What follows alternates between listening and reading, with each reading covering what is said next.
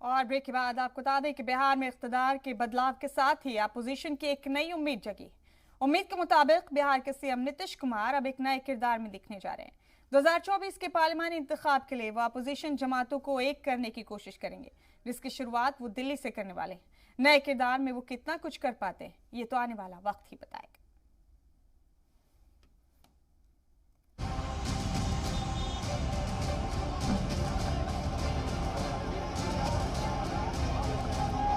चौबीस के चुनाव में जो देश की जनता का है वो निर्णय बहुत अच्छा आ जाएगा।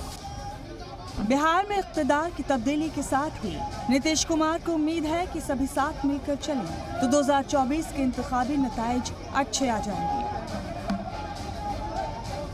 पटना में नीतीश कुमार का एजाज देखिए, हामियों के अपने रहनुमा के हक में नारेबाजी सुनिए। इस पोस्टर में लिखे स्लोगन्स को देखिए। नीतीश कुमार को उनकी पार्टी ने 2024 के लिए पीएम ओहदे का उम्मीदवार मान लिया है।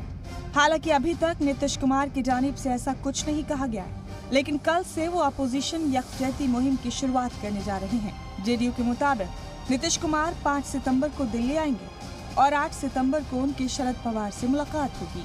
दिल्ली में नीतीश कुमार की मुलाकात सोनिया गांधी, राहुल गांधी और ओम प्रकाश चौटाला से भी होगी। इस मामले में नीतीश कुमार का कहना है कि बीजेपी की नाकामियों को आवाम देख रही है, इसलिए 2024 में अपोजिशन का साथ आना जरूरी हो गया है। अन्य पार्टियों से लोगों को अपनी तरफ लाना और खींचना, ये सब काम करके जो कर रहे हैं, तो ये कोई है संवैधानिक चीज है।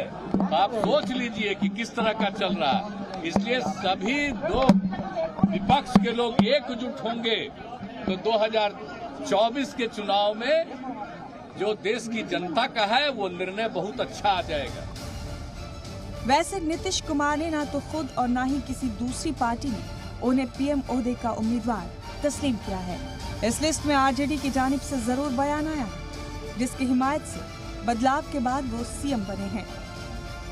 अब तो अच्छा ही, तो नीतीश कुमार जी और मुख्यमंत्री जी, हम लोग सब लोग मिलकर के इस बात को देखें, सारा देश का जो विपक्ष है इस पे विचार करेंगे। इन कोशिशों के बीच मणिपुर में उनके 5 एमएलएज ने जेडीयू छोड़कर बीजेपी का दामन थाम लिया है। हालांकि इसे लेकर बीजेपी और जेडीयू में तल्खी मजीद बढ़ गई है। प्रधानमंत्री बिहार में 2015 के चुनाव में 42 आम सभा किए थे और सीट आई थी 53। वो अपना देखें कि 2024 में कहाँ जाएंगे।